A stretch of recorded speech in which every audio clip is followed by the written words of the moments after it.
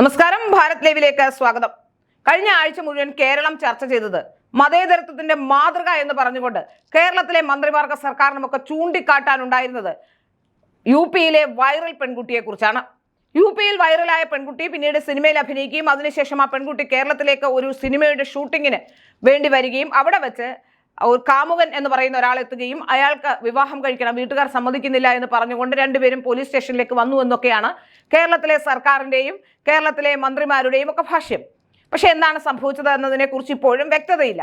ഇതിൽ നമുക്ക് മനസ്സിലാക്കാൻ സാധിക്കുന്ന ഏറ്റവും പ്രധാനപ്പെട്ട കാര്യം, ഈ കേസുമായി ബന്ധപ്പെട്ട് ഇതൊരു വലിയ പ്രശ്നങ്ങളിലേക്ക് നയിക്കുന്ന കേസാണെന്ന് ആദ്യം മുതൽ പറഞ്ഞിരുന്നു. ഈ പെൺകുട്ടിക്ക് പ്രായപൂർത്തിയായിട്ടില്ല എന്നുള്ളത് നേരത്തെ തന്നെ ഹൈന്ദവ സംഘടനകൾ ചൂണ്ടിക്കാട്ടിയിരുന്നു. മാത്രമല്ല, ഇതൊരു ലവ് ജിഹാദാണെന്ന സംശയം ഹൈന്ദവ സംഘടനകൾ ചൂണ്ടിക്കാട്ടി. അപ്പോഴൊക്കെ ഇത് മതേതരത്വത്തിന്റെ മാതൃകയാണ്, ഇതാണ് കേരളം എന്ന് പറഞ്ഞുകൊണ്ട് മന്ത്രിമാരടക്കമുള്ളവർ വിവാഹത്തിൽ എത്തുകയും വിവാഹം നടത്താൻ ഉത്സാഹിക്കുകയും ചെയ്ത കാഴ്ച നമ്മൾ കണ്ടതാണ്. എന്നാൽ ഈ പെൺകുട്ടിക്ക് പ്രായപൂർത്തിയായിട്ടില്ലെന്നും പെൺകുട്ടിയുടെ കൃത്യമായി തന്നെ ഒരു സുപ്രീം കോടതി അഭിഭാഷക അടക്കം പറഞ്ഞിരുന്നു ഇതൊരു ലവ് ജിഹാദിന്റെ കേസാണെന്നും ഇത് തീർച്ചയായും ഇത് ലവ് ജിഹാദാണെന്നും ആരോപണം ഉയർത്തി ഒരു സുപ്രീം കോടതി അഭിഭാഷക അടക്കം പുറത്തു വന്നു. ഈ പെൺകുട്ടി അഭിനയിച്ചിരുന്ന ആദ്യ സിനിമയുടെ സംവിധായകനും മാതാപിതാക്കളും എല്ലാം ചേർന്ന് പോലീസിൽ പരാതി കൊടുക്കുന്ന ഘട്ടം വരെ എത്തി. പോലീസ് അവിടെ നിന്നും അന്വേഷിച്ച് കേരളത്തിലെത്തുകയും കേരളത്തിലെ ക്ഷേത്രങ്ങളിൽ ആ ക്ഷേത്രത്തിൽ കല്യാണം നടന്ന ക്ഷേത്രത്തിലെത്തുകയും SC കമ്മീഷൻ തെളിവെടുപ്പ് നടത്തുകയും പോലീസ് ഉടനെ അന്വേഷിച്ചു വരികയും ഒക്കെ ചെയ്തതോടുകൂടി തന്നെ കേരളത്തിലെ മന്ത്രിമാരടക്കമുള്ളവർ, പ്രത്യേകിച്ച് നേമത്ത് നിന്ന് മത്സരിക്കുന്ന വി ശിവൻകുട്ടിയും റഹീമും അടക്കമുള്ളവർ, MV ഗോവിന്ദൻ അടക്കമുള്ളവർ പ്രതിരോധത്തിന്റെ നിഴലിലായി. ഇപ്പോൾ മതേതരത്വത്തെക്കുറിച്ചൊന്നും വാഴ്ത്തിപ്പാടുന്നില്ല, ഈ പെൺകുട്ടിയെക്കുറിച്ചൊന്നും പറയുന്നില്ല. ഏതായാലും ഈ പ്രശ്നങ്ങളൊക്കെ ഉണ്ടാകുമ്പോൾ പെൺകുട്ടി ആ പുരുഷനോടൊപ്പം ഉറച്ചു നിൽക്കുന്നു എന്നുള്ളത് മറ്റൊരു പ്രധാനപ്പെട്ട കാര്യമാണ്.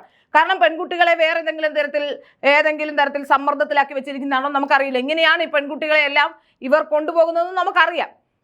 പല കേസുകളും ഇങ്ങനെ ഉണ്ടായിട്ടുണ്ട്. അഖില ഹാദിയുടെ കേസാണെങ്കിലും നിമിഷ ഫാത്തിമയുടെ കേസാണെങ്കിലും ഒക്കെ സമാനമായ കേസുകൾ തന്നെയാണ്. ഏതായാലും ഈ പെൺകുട്ടി പോലീസിൽ പരാതിയാവുമ്പോൾ പെൺകുട്ടി പെട്ടെന്ന് എറണാകുളം പ്രസ് ക്ലബിൽ പ്രത്യക്ഷപ്പെട്ട ഒരു വാർത്താ സമ്മേളനം കൂടി നടത്തുന്നു. ആ വാർത്താ സമ്മേളനത്തിൽ ഈ പെൺകുട്ടി പറയുന്നത് ഈ സംവിധായകൻ തന്നെ കയറി പിടിക്കാൻ തുടങ്ങി അല്ലെങ്കിൽ പീഡിപ്പിക്കാൻ ശ്രമിച്ചു എന്നൊക്കെയാണ്. ഏതായാലും അങ്ങനെ ആണെങ്കിൽ പ്രായപൂർത്തിയാകാത്ത ഒരു പെൺകുട്ടിയാണ്, അങ്ങനെ ഒരാൾ പീഡിപ്പിക്കാൻ ശ്രമിച്ചുവെങ്കിൽ അന്ന് പരാതിപ്പെടേണ്ടതാണ്. അന്ന് പരാതിപ്പെട്ടിട്ടില്ല. എങ്കിലും ഇപ്പോൾ പരാതി പറയുമ്പോൾ തീർച്ചയായും പെൺകുട്ടി ഇരയായി മാറിയിരിക്കുന്നു.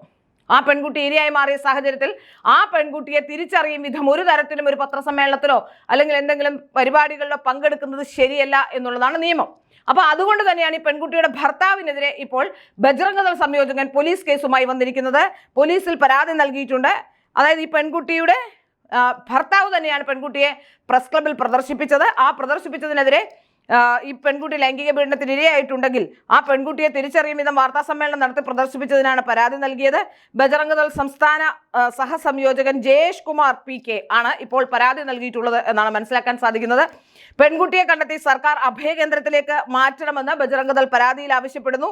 കഴിഞ്ഞ ദിവസം എറണാകുളം പ്രസ് ക്ലബിൽ നടത്തിയ വാർത്താ സമ്മേളനത്തിൽ താൻ പീഡിപ്പിക്കപ്പെട്ടതായി പെൺകുട്ടി തന്നെയാണ് പറഞ്ഞത്. സംവിധായകനിൽ നിന്നും ദുരനുഭവം ഉണ്ടായിട്ടുണ്ട് എന്നും അത് മാതാപിതാക്കളോട് പറഞ്ഞപ്പോൾ അവർ കാര്യമായി എടുത്തില്ല എന്നൊക്കെയാണ് പറയുന്നത്.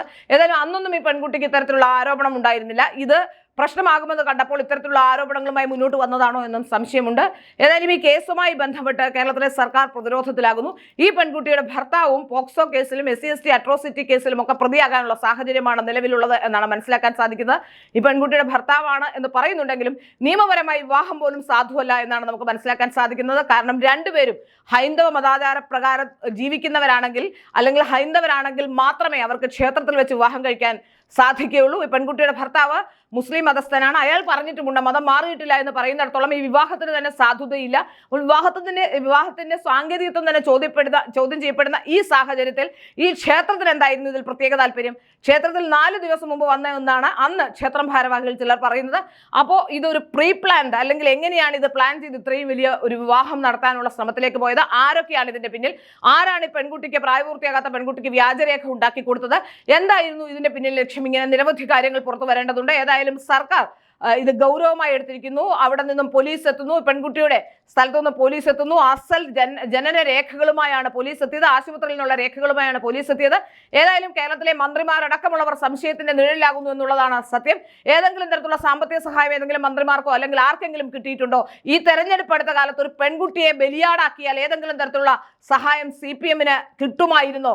അങ്ങനെ എന്തെങ്കിലും ഒരു ഡീലായിരുന്നോ ഈ പെൺകുട്ടിയുടെ ഈ പെൺകുട്ടിയെ അവിടെ എത്തിച്ചതിന്റെ പിന്നിൽ എന്നതും നമ്മൾക്ക് സംശയിക്കേണ്ടിയിരിക്കുന്നു. ഇതൊക്കെ അന്വേഷണത്തിന്റെ പരിധിയിൽ വരുന്നതാണ്. ഇതൊക്കെ അന്വേഷണത്തിന്റെ പരിധിയിൽ വന്നാൽ മാത്രമേ സത്യം തെളിയുകയുള്ളൂ. കേരളത്തിലേക്ക് എത്തിയ ഒരു പെൺകുട്ടിയെ, അതും ആലംബഹീനിയായ ഒരു പെൺകുട്ടിയെ, അതിന്റെ മാതാപിതാക്കളെ വരുത്തി അവരെ ഏൽപ്പിക്കേണ്ടതിന് പകരം ആ പെൺകുട്ടിയെ അതിന്റെ ജീവിതം നരകമാക്കുന്ന രീതിയിലേക്ക്, അല്ലെങ്കിൽ ആ പെൺകുട്ടിക്ക് പ്രശ്നമുണ്ടാകുന്ന രീതിയിലേക്ക് പോയി അവിടേക്ക് എത്തിച്ചു കൊടുത്തത് CPM ആണ്. ആ ഉത്തരവാദിത്വത്തിൽ CPM-ന് മാറാൻ കഴിയില്ല.